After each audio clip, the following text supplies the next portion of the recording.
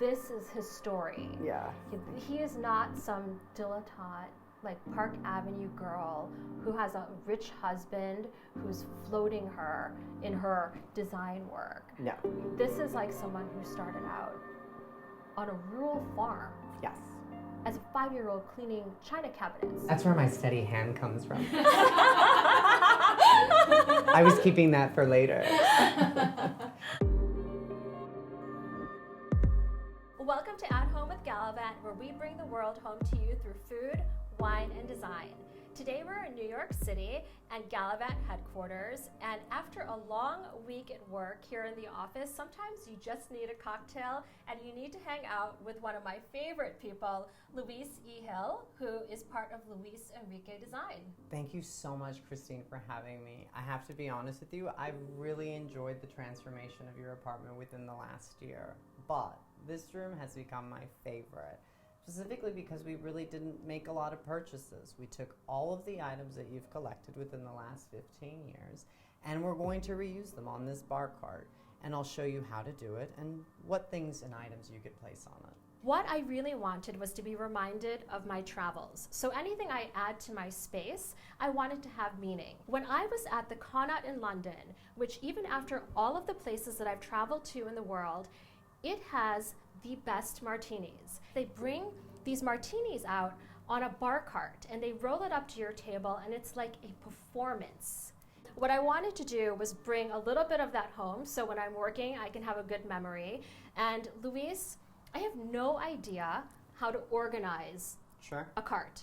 A bar cart is simply a place where you could stack, present liquor, serve it, and if you don't drink liquor, you could put fruit juices if you'd like. But it's really a congregation of items that are sentimental to you and that you've collected. And every single one will be different because everyone has stuff laying around the house. And if you don't, and if you want to add stuff, it's stuff that you could really resourcefully buy at any thrift store for a couple of dollars. So we are going to take what you have and set it up on the table. I just feel so lost with all of these bottles. They look the same to me. So first things first, you start from high to low. It's always best to start with something that descends down and also something that is always a figure 8 is what I like to refer to in my own design aesthetic, and something that allows the eye to move and flow continuously on the bar cart. You don't have to be worried about matching items, crystal, silver, gold. It's best that it look like a found collection because it makes it feel and look special. I always like items to have a purpose and a place. So if you are entertaining, you'll see the glasses, you'll get a cup of ice, you'll serve yourself a drink, and it's very practical. And on a day-to-day setting, it's just a wonderful place to set and display all of your beautiful collectibles and also be able to change the theme and the environment in the space simply by having a bar cart, which is on casters, which can transform any space. Well, for the investment, I feel like I'm going to get a very high return. Always. Should we go ahead and set it up? I would love to see it. Wonderful. Let's start off with the large bottles. And again, like I mentioned, you descend.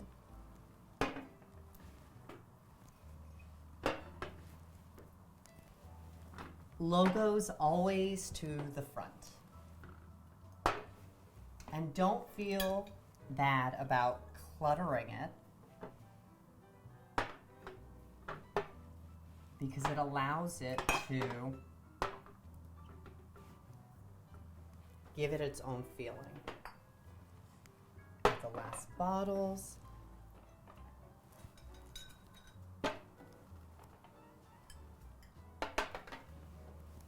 Some beautiful flowers. And I'm going to push these back.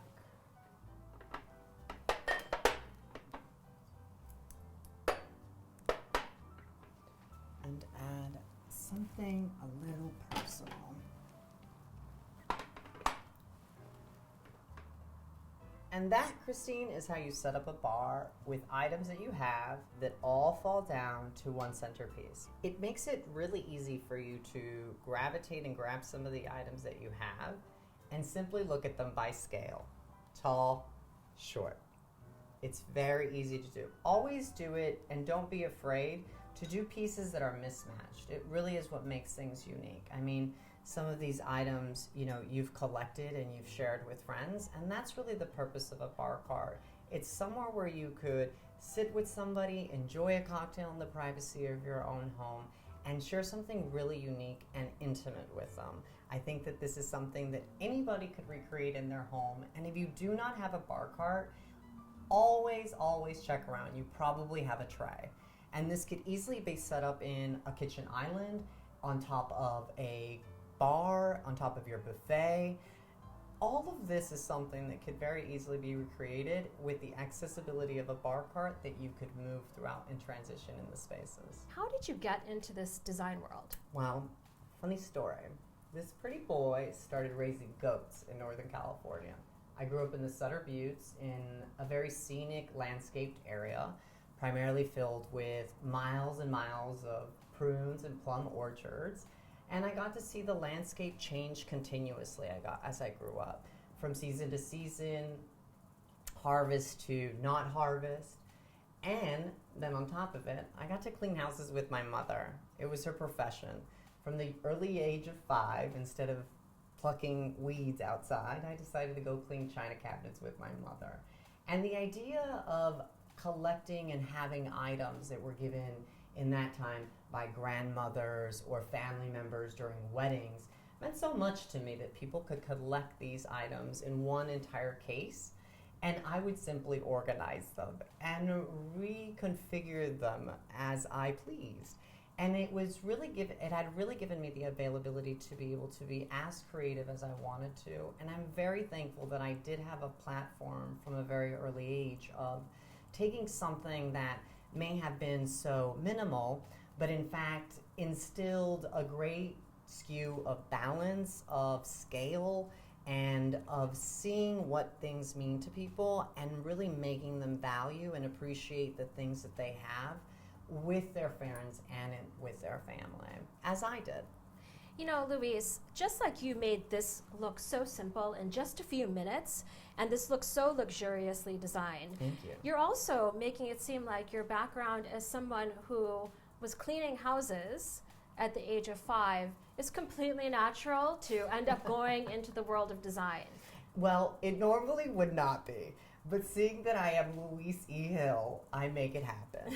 I always have been resourceful in taking items that I find, such as cutting branches from outside, plucking weeds and flowers from the yard, and creating flower arrangements. You don't have to live in the city to have something that makes you feel luxurious. You could be anywhere and feel luxurious. Take, for example, the travel that you had and how you incorporated it now into your home. It's what I really enjoy to do and what I was taught to do from a very early age. Well, you are one of the most unique individuals who I've had the pleasure not only to work with, but also to call my friend.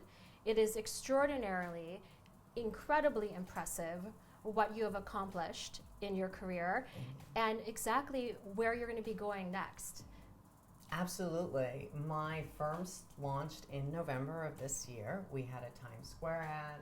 It was really mind-blowing to see that I did have a passion from a very young age that I was able to feed and that my mother and my father supported. There's one last piece that's missing, and it's always something personal, a picture. I always think that the people that you should drink for are your family or your friends. Well, I will drink to that. Thank you so much again, Louise, for making my space a home. And thank you for joining us here at Galavante. Eat with us, drink with us, travel with us.